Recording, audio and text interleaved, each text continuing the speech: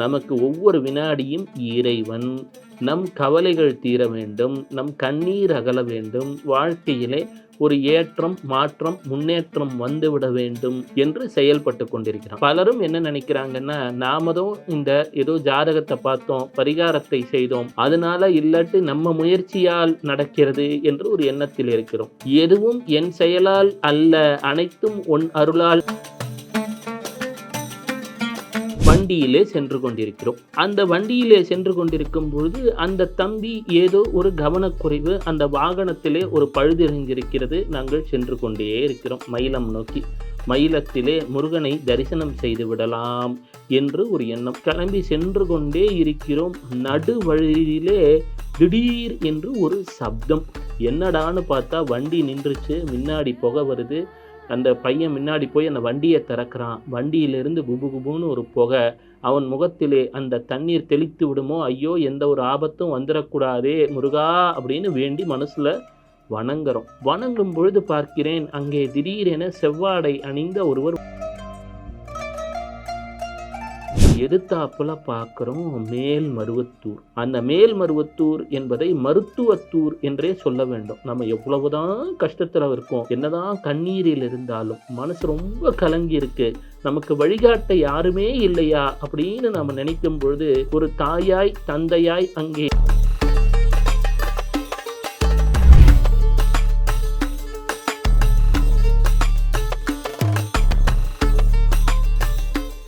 வெள்ளைக்கொம்பன் விநாயகனது பேரொரு கருணையினாலே வாழ்க்கையிலே அனைத்து நலமும் வளமும் பெருகட்டும். ஒரு சில மாதங்களுக்கு முன்னால் நாங்கள் வண்டியிலே பயணப்பட்டு கொண்டிருக்கிறோம். ஏதோ சிந்தனையிலே ராம ராம ராம் நிராதார கோ ஆதார ஏக ராமநாம் என்று ராமனது தாரக நாமத்தை சொல்லிக்கொண்டே பயணப்பட்டு கொண்டிருக்கிறோம். அடியனுக்கோ ரிஷபராசி குரு அப்போதான் கோச்சாரத்திலே சென்று கொண்டிருக்கிறார். மனைவிக்கோ மீனராசி. மீனராசிக்கும் எல்லாருக்கும் தெரியும், ஏதோ ஒரு வகையிலே 6 கிரக சேர்க்கை அல்லல் பட வைத்து கொண்டிருந்த நேரம். என்னடா செய்யறது, மனசுல ஒரு கவலையோட வண்டியில பயணப்பட்டு கொண்டிருக்கிறோம். எப்பவுமே சிறு தூர பயணம் என்றால் அது 3ஆம் இடத்தை குறிக்கும். இதே 9ஆம் இடம் என்பது நீண்ட நெடிய பயணத்தை குறிக்கும். 12ஆம் இடம் என்பது வெளிநாட்டு பயணங்களை குறிக்கும். மனசுல அவ்வளவு ஒரு எண்ணங்கள் ஓடிக்கிட்டு இருக்கு. ஏதோ ஒரு வழி பிறக்காதா என்று சொல்லி இறைவனை மனதிலே நினைத்து கொண்டு பயணம் சென்று கொண்டிருக்கிறது. நம்ம வாழ்க்கையில ஒவ்வொரு நொடியும் நம்மை இறைவன் தான் வழி நடத்துகிறான். நீங்களோ நானோ நினைச்சு இப்போ இந்த நிகழ்ச்சியை பேசவும் இல்லை, நீங்க கேட்கவும் இல்லை. இது இந்த நேரத்திலே அந்த இறைவன் நீங்கள் கேட்க வேண்டும் என நினைத்திருக்கிறான், நான் சொல்ல வேண்டும் என்று என்னையும் ஒரு கருவியாக வைத்திருக்கிறான். இதுதான் நம்ம உணரணும். நமக்கு ஒவ்வொரு வினாடியும் இறைவன் நம் கவலைகள் தீர வேண்டும், நம் கண்ணீர் அகல வேண்டும், வாழ்க்கையிலே ஒரு ஏற்றம், மாற்றம், முன்னேற்றம் வந்துவிட வேண்டும் என்று செயல்பட்டு கொண்டிருக்கிறான். பலரும் என்ன நினைக்கிறாங்கன்னா, நாமதும் இந்த ஏதோ ஜாதகத்தை பார்த்தோம், பரிகாரத்தை செய்தோம், அதனால இல்லாட்டி நம்ம முயற்சியால் நடக்கிறது என்று ஒரு எண்ணத்தில் இருக்கிறோம். எதுவும் என் செயலால் அல்ல, அனைத்தும் உன் அருளால் அருணாச்சலா என்று சொல்லக்கூடிய நிலைதான் உண்மையான நிலை. அப்பொழுது வண்டியிலே சென்று கொண்டிருக்கிறோம். அந்த வண்டியிலே சென்று கொண்டிருக்கும் பொழுது அந்த தம்பி ஏதோ ஒரு கவனக்குறைவு, அந்த வாகனத்திலே ஒரு பழுதடைந்திருக்கிறது. நாங்கள் சென்று கொண்டே இருக்கிறோம் மயிலம் நோக்கி. மயிலத்திலே முருகனை தரிசனம் செய்து விடலாம் என்று ஒரு எண்ணம். அன்று காலையே எங்கள் அப்பா கனவுல வரார். வந்துவிட்டு, பையனே மகனே மயிலம் வரை சென்று வா, முருகப்பெருமானை தரிசனம் செய்து வா, செல்லும் வழியிலே உனக்கு ஒரு அனுபவம் கிடைக்கும், அதில் ஒரு ஆன்மீக அருளொளி கிடைக்கும், அதனால் பலருக்கும் வழிகாட்டக்கூடிய சூழ்நிலை ஏற்படும் என்கிறார். உடனே சரி அப்பா சொல்லிட்டாரே அப்படின்னு சொல்லி கனவுல அந்த வாகனத்தில் புறப்படுறோம். பொதுவாக எங்கள் பயணங்கள் எல்லாமே கனவிலே என் தந்தையார் ஒரு வழிகாட்டுதலை சொல்லி ஒரு ஆலயத்திற்கு சென்று வா என்று சொன்னால் நாங்கள் உடனே கிளம்பி விடுவேன். அந்த ஆலயத்தை பற்றி ஒரு தரிசனத்தை செய்து அங்கே இருக்கக்கூடிய இறை வடிவத்தை வேண்டி வணங்கி அவர்கள் ஒரு வரத்தை தருவதைப் போல என்னை பற்றி பேசு என்று உள்ளுணர்விலோ கனவிலோ சொன்னால் மட்டும்தான் பேசுவேன். கிளம்பிட்டோம் 2 பேரும். கிளம்பி சென்று கொண்டே இருக்கிறோம். நடு வழியிலே திடீர் என்று ஒரு சப்தம். என்னடான்னு பார்த்தா வண்டி நின்றுச்சு, முன்னாடி புகை வருது. அந்த பையன் முன்னாடி போய் அந்த வண்டிய திறக்கிறான். வண்டியிலிருந்து குபு குபுன்னு ஒரு புகை. அவன் முகத்திலே அந்த தண்ணீர் தெளித்து விடுமோ, ஐயோ! எந்த ஒரு ஆபத்தும் வந்துறக்கூடாதே முருகா! அப்படின்னு வேண்டி மனசுல வணங்குறோம். வணங்கும் பொழுது பார்க்கிறேன், அங்கே திடீரென செவ்வாடை அணிந்த ஒருவர் வருகிறார். இந்த செவ்வாடை அணிந்து வந்த ஒருவர் சொல்கிறார், "ஐயா பதட்டப்படாதீங்க, வண்டிக்கு இந்தாங்க, இந்த நீரை ஊற்றுங்கள், இதை செய்யுங்கள்" என்றெல்லாம் சொல்லி ஆசுவாசப்படுத்துகிறார். படுத்திட்டு சொல்றார், "ஐயா, நீங்க ஏதான உணவு அருந்தணும்னா கூட இங்க பக்கத்திலே ஒரு இடம் இருக்கிறது. சென்று சாப்பிட்டுட்டு பிரசாதத்த சாப்பிட்டுட்டு கோயிலுக்கு சென்று வாருங்கள்" என்கிறார். எதுத்தாப்புல பார்க்கிறோம் மேல்மருவத்தூர். அந்த மேல்மருவத்தூர் என்பதை மருத்துவத்தூர் என்றே சொல்ல வேண்டும். நம்ம எவ்வளவுதான் கஷ்டத்துல இருக்கோம், என்னதான் கண்ணீரில் இருந்தாலும், மனசு ரொம்ப கலங்கி இருக்கு, நமக்கு வழிகாட்ட யாருமே இல்லையா அப்படின்னு நாம நினைக்கும் பொழுது, ஒரு தாயாய், தந்தையாய் அங்கே ஓம் சக்தி என்று சொல்லக்கூடிய அந்த தாய் நம்மை அரவணைக்கிறார். அப்போ திடீர்னு பார்க்குறோம், நாங்க நினைக்கவே இல்ல, அந்த இடத்துல வண்டி தானா நிக்குது.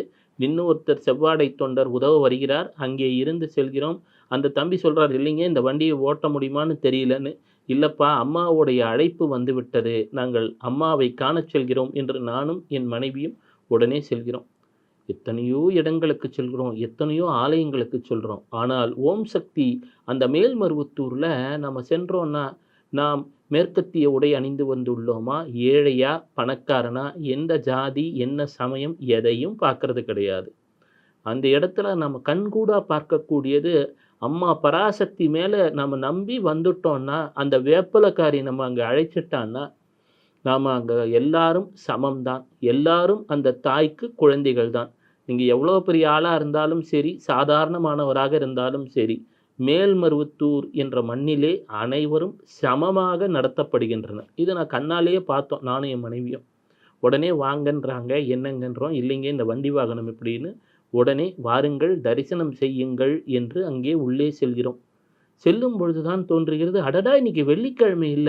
வெள்ளிக்கிழமையில இந்த பகுதியில இங்க வண்டி நின்று நம்ம அம்மா கூப்பிட்டுருக்காளே! ஏதோ ஒரு காரணம் இல்லாமல் இருக்காது என்று சொல்லி நானும் என் மனைவியும் செல்கிறோம்.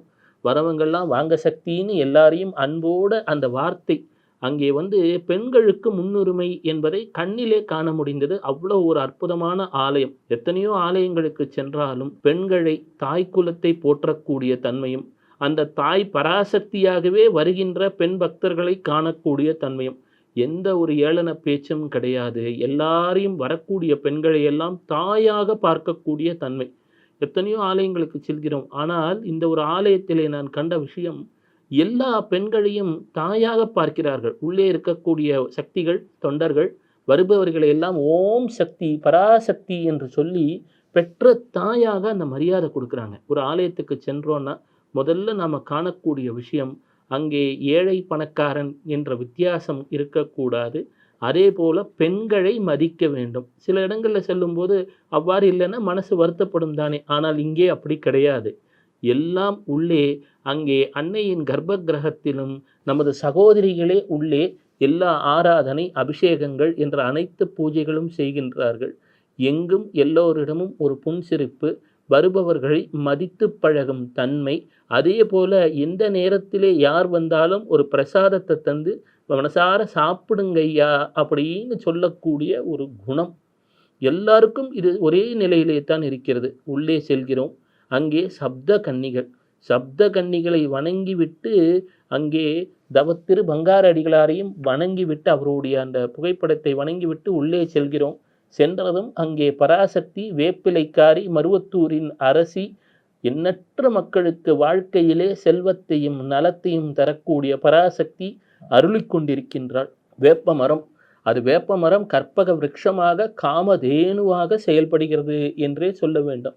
அந்த வேம்பின் பெருமையும், அந்த வேப்பிலைக்காரியின் மகிமையும், அங்கே பங்காரு பாலகனாக விற்றிருக்கக்கூடிய அந்த குருநாதரின் அருளையும் மெய்யாகவே உணர்ந்தோம். நாம எப்படின்னா, ஒரு ஆலயத்தை பத்தி பேசுறேன் அப்படின்னு சொன்னா, அடிக்கடி சென்று வந்து அங்கே அனுபவித்திருந்தால் தான். 4 வாரங்கள் அங்கே ஒவ்வொரு வெள்ளிக்கிழமையும் செல்லக்கூடிய பாக்கியம் கிடைத்தது.